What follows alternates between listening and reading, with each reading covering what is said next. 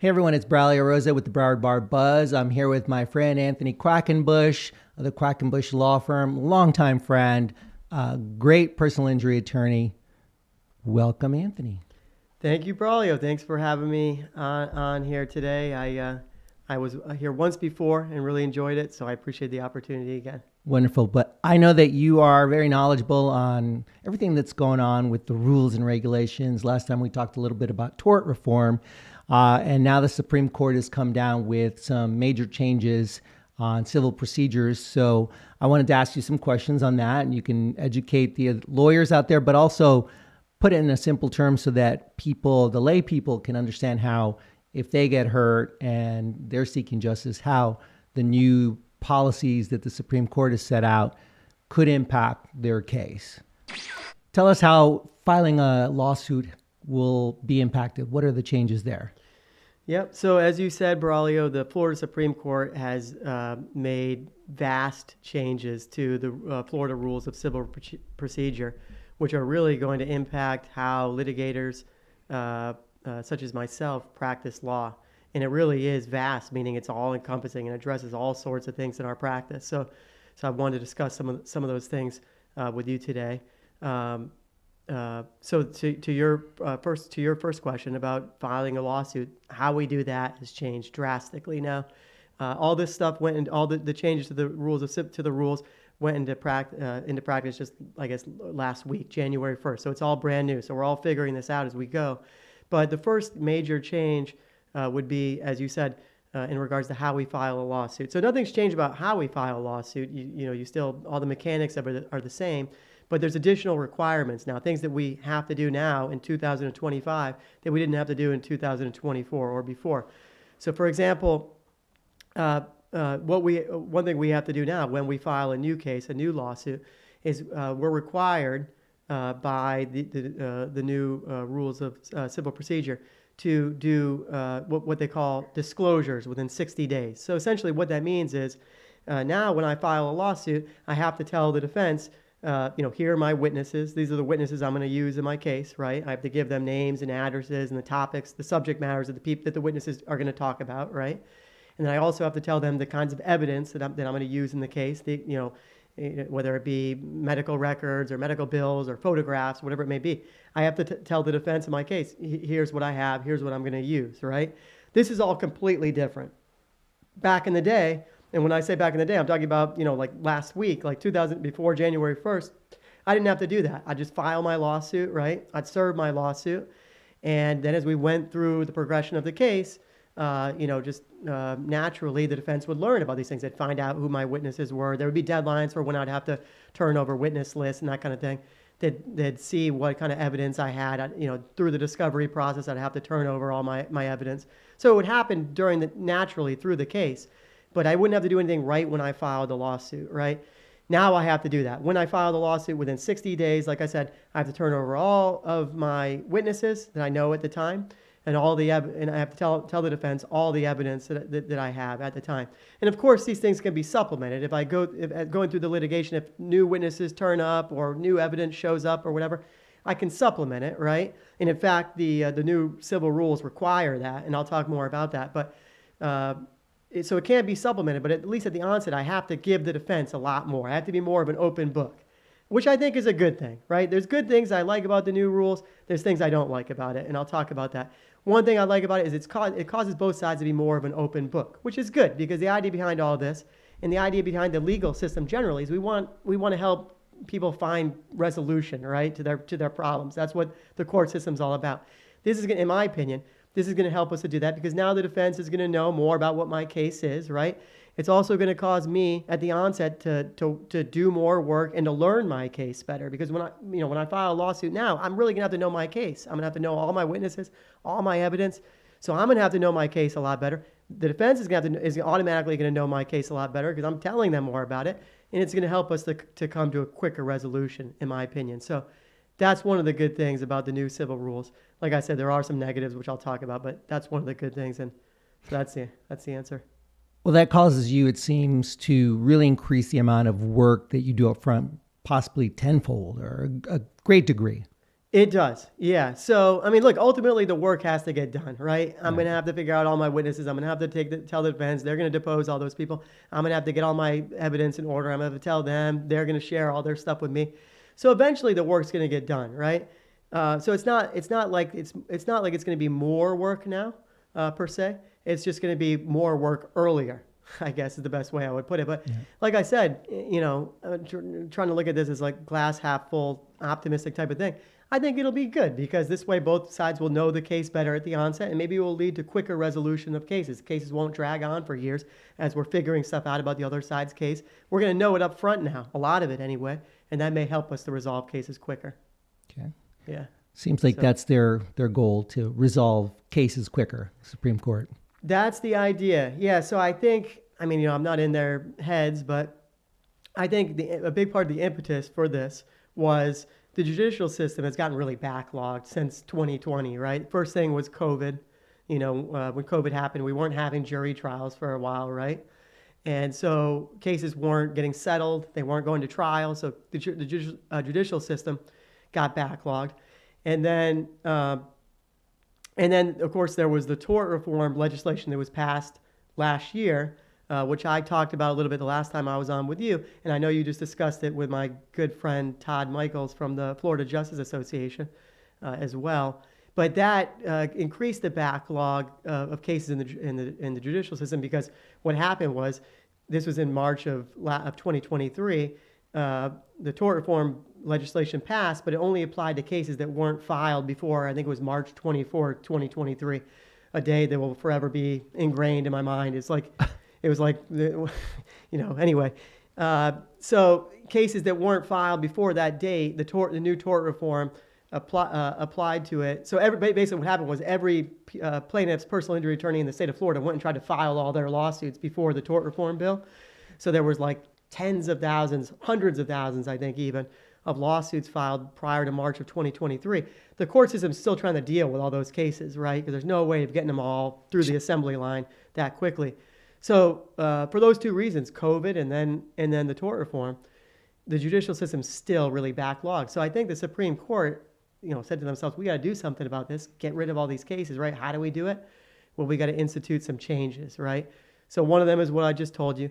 Another one is it's now going to become much harder to get a continuance on our cases, right? So, you got your case set for trial next month. You're not ready for whatever reason. A witness is unavailable. You need to take a deposition, whatever it may be. You go to the judge. You ask the judge, "Hey, judge, I need to do some more work on my case. Can you please kick the can down the road for a couple months, or push it for a couple months?" It's going to be a lot harder to do that. So now in the new rules of civil procedure, the Supreme Court has included language that basically continuance, as we call them, or just postponements of the trial, are going to be highly disfavored, right? And should only be granted upon like exigent circumstances with good cause shown. So essentially it's going to be next to near impossible to get a continuance, right? And again, the idea is, if we hold lawyers to the fire, right, the cases might resolve, because if they're not ready for the trial, well, what's their alternative? They got to try to settle their case, right? And I think it will have that effect. Just being honest, I think it will get cases settled, right, which is good. I understand that. My beef with it, so to speak, right, is twofold. Number one, sometimes you just really need a continuance. Sometimes you need a postponement, because we're all human. You can work 24/7, right? And sometimes things happen, and you learn about a new witness, or you figure out you got to take a deposition of somebody, or you got things going on in other cases. It could be anything, right? We're all human, and sometimes you need extra time, right? So I don't know that I love having language in there that is like, makes it near impossible to get a continuance, right? The other reason is, and it just goes to, mental health of lawyers, right? So I talk to a lot of other plaintiffs' attorneys like myself. I talk to defense attorneys. Both sides are concerned about this, right? Because, it's already a stressful job, what we do. Litigator is a terribly stressful job. All the deadlines and the demands that you have on you, and client demands, dealing with opposing counsel, demands from judges. It's a very stressful. I love it, but the downside of it, to me, the big issue with it is it's a stressful job, right? This isn't going to help that, right? Because now you have in the back of your head, even in a situation where I need extra time for whatever reason, I might not get that, right? And it's just scary. What am I going to do if I have a case set for trial next month and for some reason there's something else I realize I need to do on the case? Judge won't give me extra time. Now my back's against the wall. I'm in a corner, right? My client's going to be mad at me because I couldn't do such and such in the case or whatever. So it just adds a lot of extra stress in the back of a lawyer's mind. Like I said, I know plaintiffs' attorneys are nervous about this, and defense attorneys are nervous about it too, because they face all the same demands that plaintiffs' attorneys do too. I know there's a lot of emphasis in the legal profession. Braulio, you do a great job with that. I know there's a group in within the Broward Bar, which I give kudos to them. It's a great group for the Wellness Committee, which focuses on lawyer mental health and that kind of thing. I'm concerned about particularly this change, the bigger difficulty getting continuances, the effect that will have on lawyers' mental health.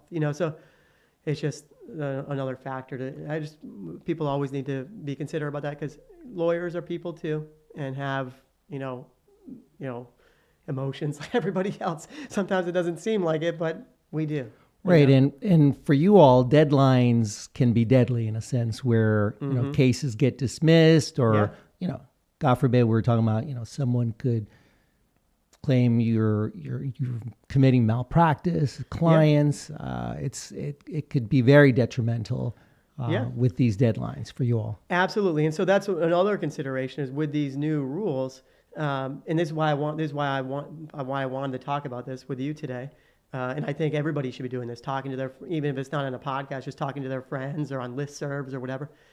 Everybody needs to be aware of these new rules, right? Because it's critical. And like you just pointed out, you make an error and you didn't realize something changed about the rules.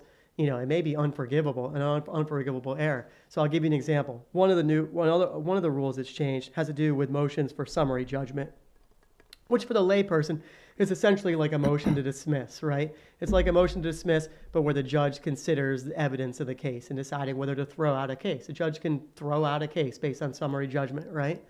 So it used to be that if a defense attorney filed a motion for summary judgment, like a motion similar to a motion to dismiss in one of my cases, I would have 20 days before the hearing on that motion to respond to the motion. So if the defense attorney set the motion for summary judgment on January 22nd, right, I would have till January 2nd to respond to the motion, try to refute what he or she said in their motion, right? And if I didn't do that, if I didn't do it within the 20 days before the hearing, then my case could be dismissed just because I didn't do it, right? And then my client would blame me, and all the bad stuff you talked about could happen, right? Sure. Now that's changed. So with the new rules, which just started on January 1st, it's no longer tied to the hearing date. Now it's tied to when they file their motion. So now when a defense attorney files a motion for summary judgment against me, in one of my cases, I have to file a response within 40 days of when they file the motion. It has nothing to do with the hearing date. Now I have to do it within 40 days, okay? So that's a brand new thing. There's going to be lawyers out there that just don't realize this change, right? I guarantee you. And they're not going to file their response within the 40 days because they think it's still the old rule that it has to do with the hearing date. And if the hearing date's still way off in the distance, they're okay. They don't have to do anything until they get closer to the hearing. Now that's changed. They do have to file a response within 40 days. There's going to be lawyers that don't do that, right? And then their case is going to get dismissed, right? And their clients are going to blame them, and they're going to get sued for malpractice and all this stuff. So that's why I think it's important to talk about all this stuff, right? So that it's out there. It is out there. The Supreme Court's putting out press releases and stuff on it. People are talking about it. I'm not acting like it's in the dark. It's not.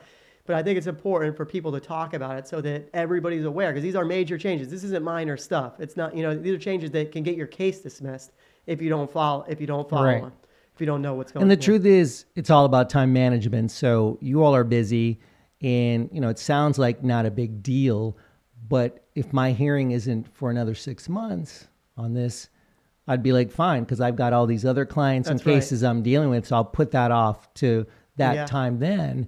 But if you're not aware of it, it could be deadly. It can be deadly. Yeah, absolutely. So those are some of the things for people to be aware of. Some other changes to talk about which are good ones. Let me go back to the good now, because like I said, there's good in my opinion, and I'm just editorializing here, but obviously the Supreme Court thought all of it was good, so I'm not questioning that, them in any way, but Right. just giving my opinion. Well, you were talking about changes in discovery. Yeah.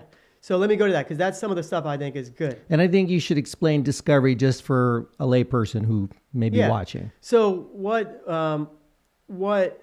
discovery is, essentially, just to use it, for the layperson, is it's basically a process where either side in a lawsuit discovers, so to speak, what the other side has, what evidence they have, what their position is, and what they're going to say in the case, right? I remember, I'm just having a flashback to that. I don't know if you saw the movie My Cousin Vinny. Yes. There was a scene. Quintessential lawyer movie, Yeah. right? And I'm not like a huge fan of the movie or anything, but just had a flashback to this scene where I guess it was Joe Pesci, right? Yeah. Where he's like, the trial's coming up in the case or whatever, and then he's like, I wonder what evidence they're going to have or what witnesses they're going to have. And like his girlfriend or whoever it was, Marissa Tomei, I think was her girlfriend, right? She was like, well, haven't you ever heard of discovery? You can get all this stuff. They'll give you their file. And he's like, what the heck? He had no idea. So that's basically what discovery is we don't want cases to get tried like in the dark, or judges say, we don't want trial by ambush, meaning like we don't want either side to get to court and then all of a sudden they're finding out what evidence the other side has. We want both sides to know essentially what the other side, what evidence they have, what witnesses they're going to use. Not necessarily all the strategy, that's up to them. And I'm not entitled to know like what's in the other lawyer's head or what strategies he's going to use or what he's going to argue in court. But I should know what witnesses they're going to use. I should know what evidence they're going to have, what the jury's going to see, right? That's called discovery. That's how I discover what you have and you discover what I have, right? And so there's different types of discovery. There's written discovery, meaning I can send you something called interrogatories, which are basically just written questions. Hey, Braulio, here's 30 questions that you or your client have to answer for me so I know more about your case. Or it can be depositions, right? I can set your client's deposition and ask him a bunch of questions, in person. So those are two different types of discovery. But there's major changes to discovery with these new civil rules that I'm talking about. So to give you an example of that, it used to be if you sent me a discovery request, like for example, if you sent me a request saying, Tony, let's say we're opposing counsel, you sent me a request, Tony, give me all of the photographs you have, right, of the scene of the accident, right, if it's an accident case. And I don't have any at the time. I could just respond, okay, Braulio, I don't have any photographs, right? And then later on in the case, if I came into some photographs, like my client gave them to me or a witness gave them to me, I wouldn't necessarily have to supplement my earlier response, because when you asked me earlier in the case, Tony, do you have any photographs? I told you no, because I was honestly telling you I didn't have any photographs at the time, right? Now, the rules are imposing a requirement that we supplement an earlier discovery response. So in that exact same scenario, you ask me in January, do you have any photographs? I say, no, I don't, right? But in February or March, I come into some photographs. Now the new rules require me to tell you, hey, Braulio, I know I told you before I didn't have any photographs. That was true. But now I've gotten some photographs, and here they are, right? And if I don't do this, and this goes back to your earlier point about having major problems in the case, if I don't do that, the judge can later on say, well, Tony, you never gave Braulio the photographs. You're not going to be able to use them in your court case, right? And if those photographs are crucial to my case, I can be out of luck. Maybe I won't win my case now, but it's my fault because I didn't supplement my earlier response. So that's another important thing for litigators to know now. It's not the old thing, like back in the day where you just bury your head in the sand. You can't do that. If you come into something during the litigation now, you got to tell the other side, I came into something new, and here it is. Okay. That's one example, which again is critical, because if you don't do that, it can pardon the expression, but it can screw up your case. Another example is in terms of discovery. Now, when we object to discovery, I have to be more specific. So, like to use my example, if you say, Tony, give me any photographs you have in the case, I can't just say objection, right? I can't just say objection like a blanket, a general objection like that. I have to be specific and tell you why I'm objecting, right? So maybe it's because the photographs in my case that I have, they're of a confidential nature, or they reveal some confidential thing about my client or information about a client, right? Or maybe I have medical records and there's some private or confidential thing in the medical records, which I don't want the other side to know about, or they don't have a right to know about, right? I can't just say objection. Now I have to be specific and say why. I'm not turning over these medical records because there's information about an unrelated medical condition my client has that you don't have a right to know, or something like that, right? I'm just making up stuff here, but you get the point. I have to be more specific in my objections. And again, back to my earlier point, if I don't do that, now the judge can say, well, you weren't specific enough, and the judge can force me to turn over all that stuff. Okay? So again, just something important for lawyers, for litigators to know, you know. There's been changes in motions also. Can you talk about that? Yeah, so there's major changes to motion practice. One of them is what I talked about before with motions for summary judgment, right, in terms of when we have to respond to motions for summary judgment. Another one has to do with what we call conferral requirements. Okay, so basically what the Supreme Court requires us to do now, or what the new rules require us to do now, is before I can even file a motion in my case. And a motion for the layperson in a legal case, a motion is basically just I'm petitioning to the court, to the judge, to force the other side to do something, basically, right? Or I'm asking the judge to take some sort of action, right? So let's say, to give you an example, let's say I want to take your client's deposition, and you're not giving me dates for the deposition for whatever reason. You're just not responding to my request. Hey, Braulio, give me dates for your client's deposition. I want to set the deposition, and you're not giving me dates for whatever. You're ignoring my emails, right? I can file a motion saying to the judge so-and-so, Judge so-and-so, I've asked Braulio for dates for his client's deposition. He's not giving to me. Please compel the deposition. Force Braulio to give me these dates, and the judge can do that. So that's what keeps the cases moving, because otherwise lawyers would just be able to drag their feet and the cases would take forever, right? When I file a motion, I'm asking the judge to step in and try to push the case forward, right? So, but there's major changes in how we do that. And one of them, with the new rules I'm talking about, one of them is before even filing a motion now, I have to come to you, being my opposing counsel, and I have to try to work out the issue before I can even file a motion, right? So I have to, to use the example I mentioned before, I have to go to you and say, Braulio, I've asked you, I've emailed you for dates for the deposition.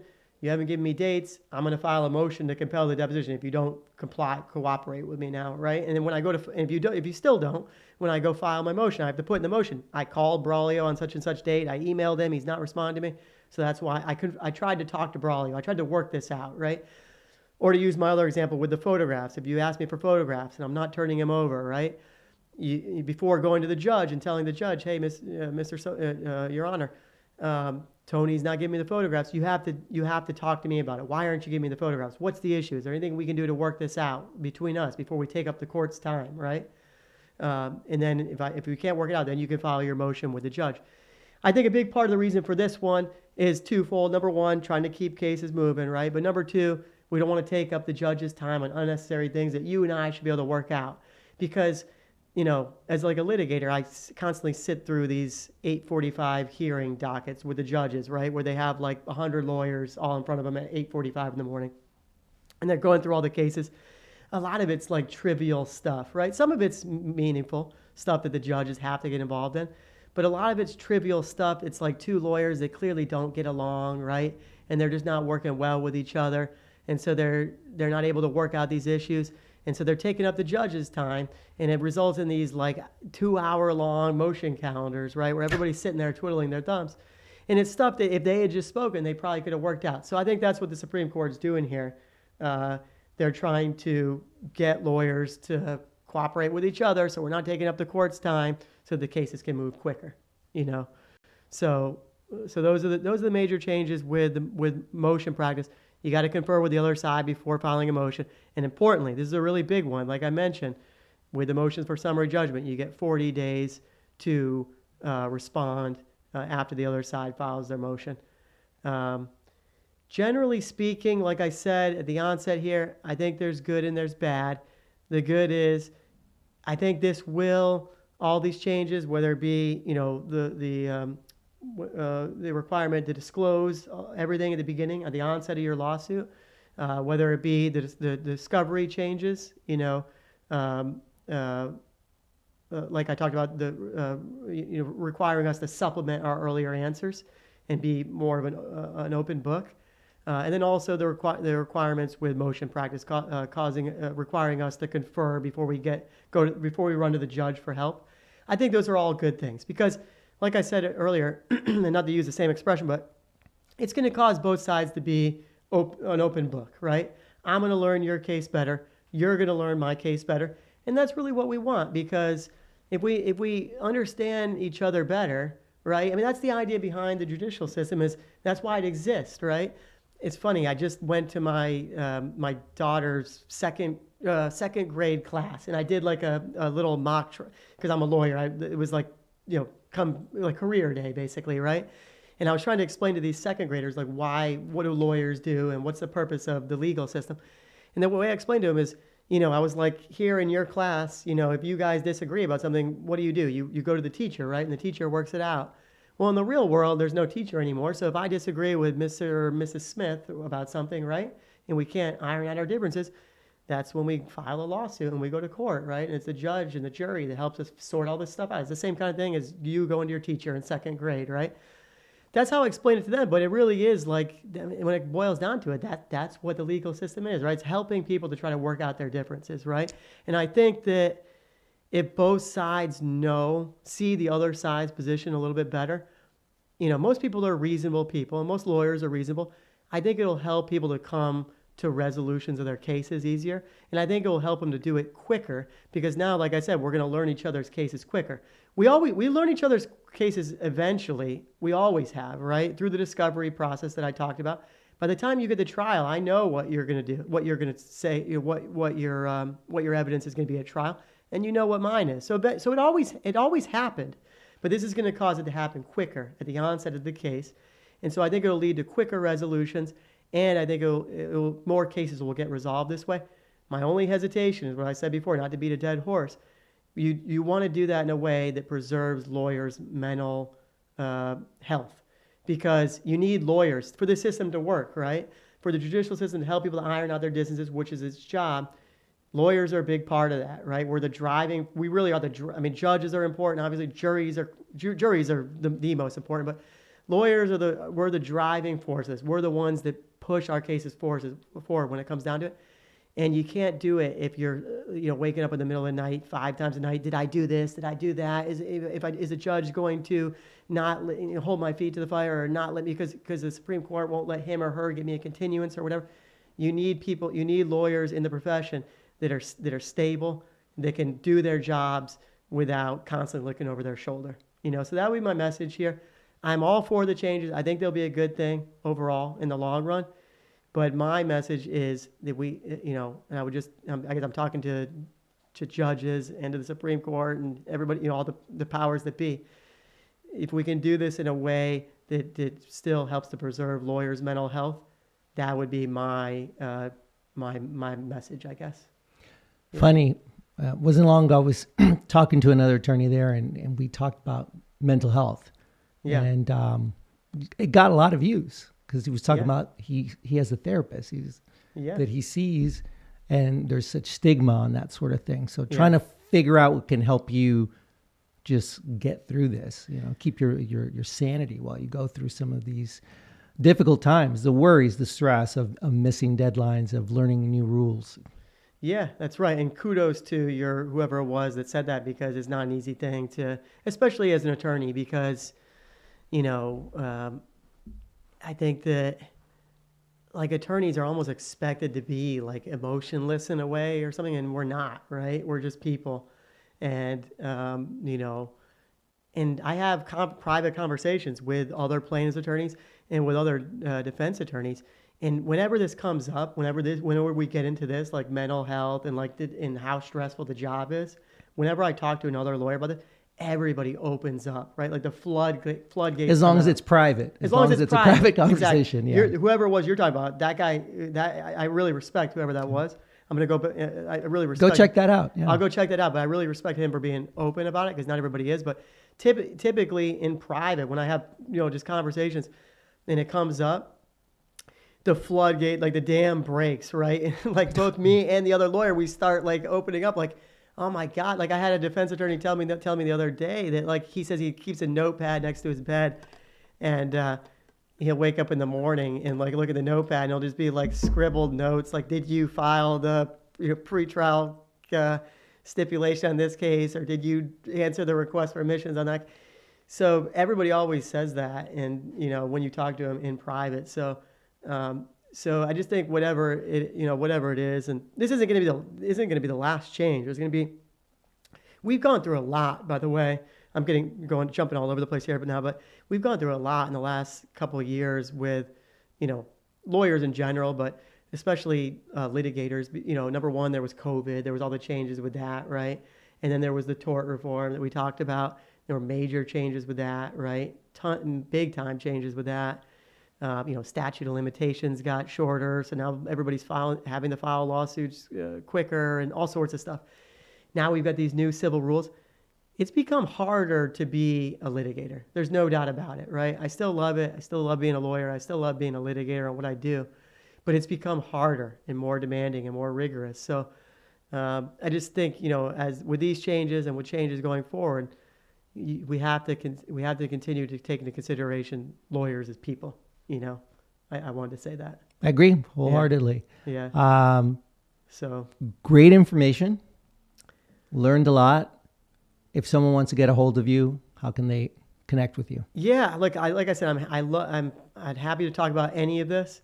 I mean, we really just glossed over the surface. There's nuances. Everything. I talked about like 4 or 5 different changes, but we just went over the generalities of them. There's nuances with all of them. So if anybody has any specific questions about any of them, and not that I'm any kind of encyclopedia on this stuff, but I love talking to people about it because I learn stuff too when I talk to other people, right? And like I said at the onset, lawyers should be doing this because this is, in person at bar events is why the bar is great, or just picking up the phone and calling your buddy about it, right? Or on listservs, we all have listservs. There should be a conversation going back and forth about this so that everybody's aware of it, so that people don't make mistakes, right? With the new rules, get cases dismissed, have malpractice lawsuits, whatever. So I would encourage other people to talk about it. If anybody wants to talk to me about it, you can always reach me. I'm always happy to talk about this stuff. My number is 786-294-7711, and feel free to reach out to me anytime. Before we go, I just wanted to compliment my good friend Braulio here. Number one, thank him for inviting me on the podcast. He does a great job with these. I've watched some of the other ones. They're all really interesting. But I just want to say, last time I was on here, I'm sort of going to repeat myself here, but I want to do it again. Braulio is in my opinion, and there might be some other good executive directors of bars around the state. I'm sure there are, but there can be no better one than Braulio. He is absolutely superb at what he does. I think the last time I was on here, I said there's some people in their profession that they're just like perfect for their profession. Like, for example, like Mick Jagger, right? Like the guy was born to be, he was just born to be like a lead singer of a rock band, right? Or like Tom Hanks, right? He was just born to be an actor. Or Jim Carrey was born to be a comedian, whatever. Braulio was born to be an executive director of a bar. And thank God that's where he ended up. Does a great job. And I appreciate him involving me in the bar and making me part of it. And it means a lot. So thank you, Braulio. I'm humbled. Yeah. Thank you. I appreciate you. I enjoyed doing this again today. I hope you'll keep having me on. Absolutely. You're a fount of information. Seriously, you're well informed, and I always enjoy talking to you. Thank you. Thank you. I appreciate it. See you next time.